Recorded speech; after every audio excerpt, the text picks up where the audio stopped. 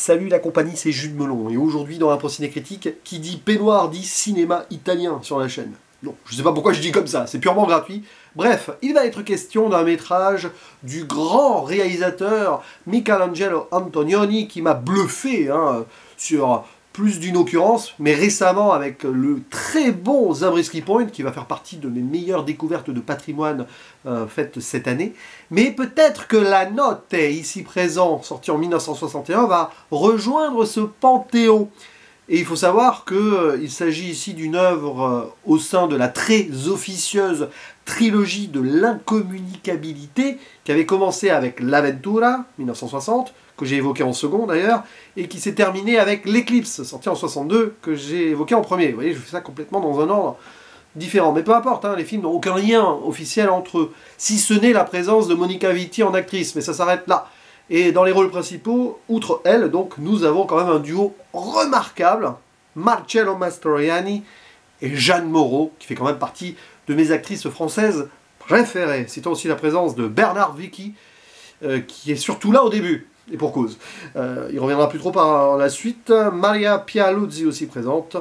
Bref, une œuvre qui se situe clairement au début, enfin, on va dire à l'entrée, confirmée dans le miracle économique italien, fin années 50, début 60, qui voit donc des richesses se confirmer, tout va bien, quoi, sur le papier, en tout cas pour les bourgeois et les riches, et donc transformation aussi des villes, notamment ici celle de Milan, qui est mise en avant, qui est un peu le symbole de ce miracle économique, et dès le début on voit une sorte de travelling sur un immeuble, etc., et on va suivre un couple qui a l'air, on va dire, heureux sur le papier, comme ça, en apparence.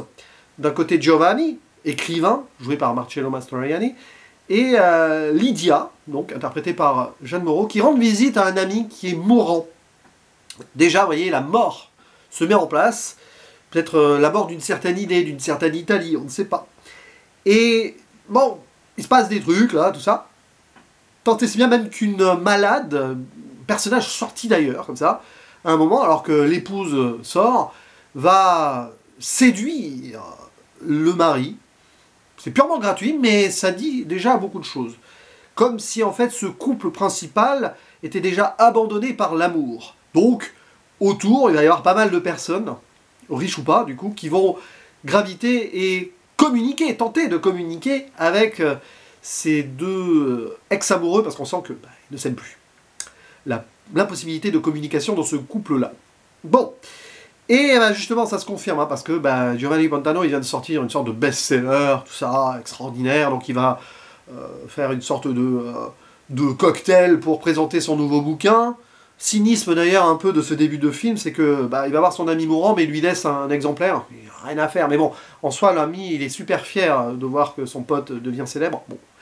Et au moment où Giovanni va peut faire le beau et l'intellectuel, quoi, Lydia s'en va. Elle quitte cette oppressante situation, déambule dans les rues de Milan qui l'oppresse d'autant plus, qui l'emprisonne même, on le voit à travers la façon de filmer justement les lieux, parfois il y a des grilles, parfois même les...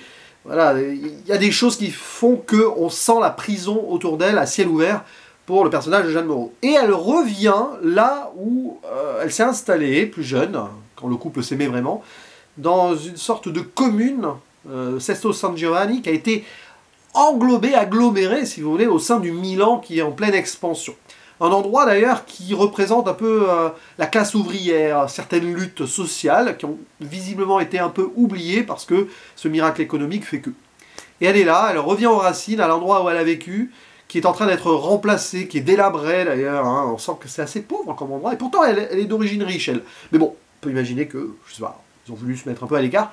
Elle a une petite fille là qui pleure, tout ça, bon. Et elle essaye de se reconnecter à cette nostalgie là, peut-être, à l'époque où elle a aimé, où elle a été aimée, sûrement. Et on voit les immeubles qui sont en train d'arriver, qui de toute façon qui pénètrent les lieux déjà. Bon, il y a ça. Puis après, il y a la fameuse notte, parce que la notte, la nuit, c'est celle qui va suivre, grosso modo. Parce que là, on est dans une unité de temps, jour et nuit. La notte, c'est une grande réception chez un industriel, tout ça, qui veut utiliser Giovanni comme caution intellectuelle pour écrire sur son entreprise, faire le lien entre les ouvriers et les riches. Enfin, Ça n'a pas grand sens, mais justement, dans ce miracle économique, on se permet des choses absolument improbables.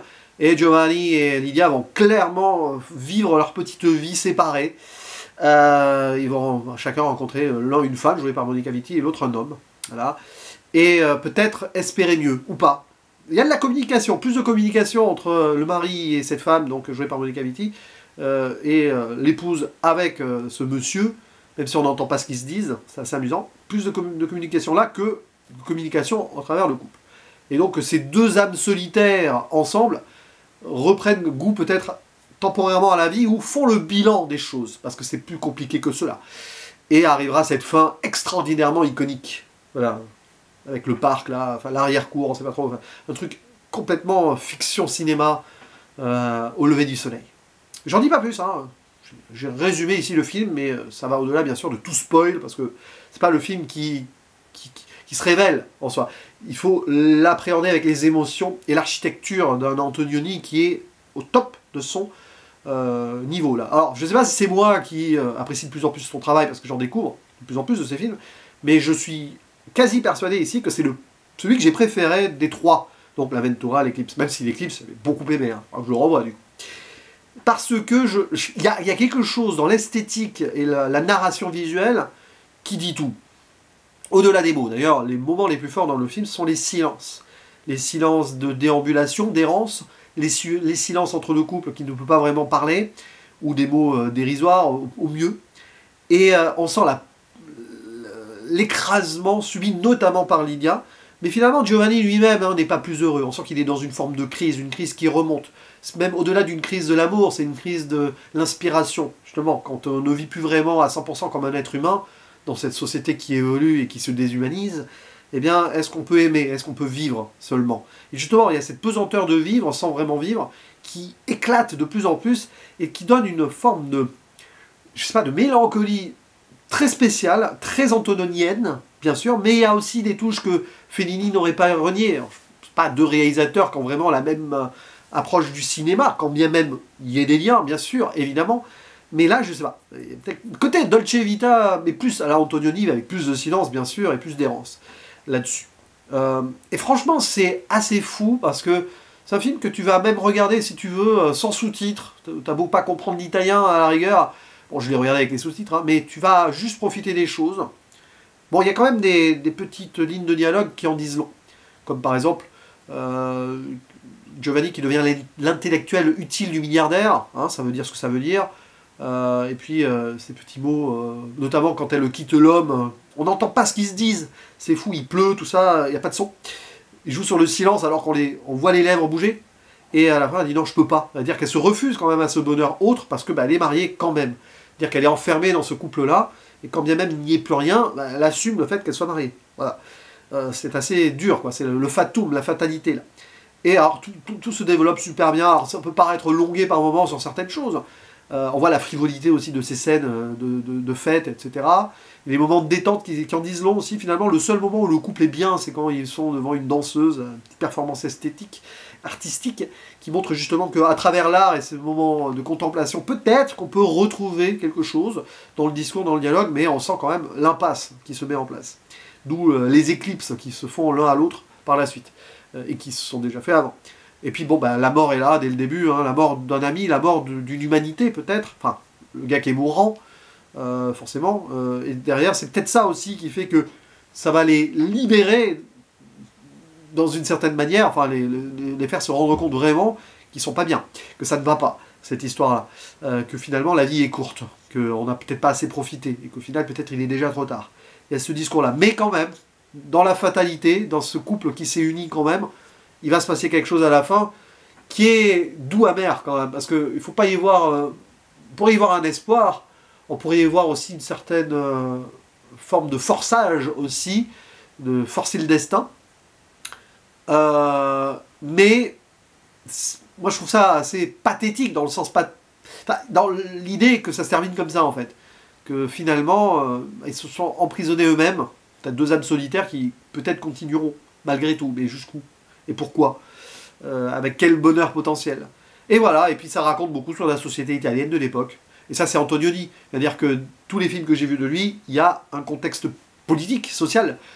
Évidemment, ce qu'il va faire après dans son cinéma aux États-Unis, notamment Zabriskie Point.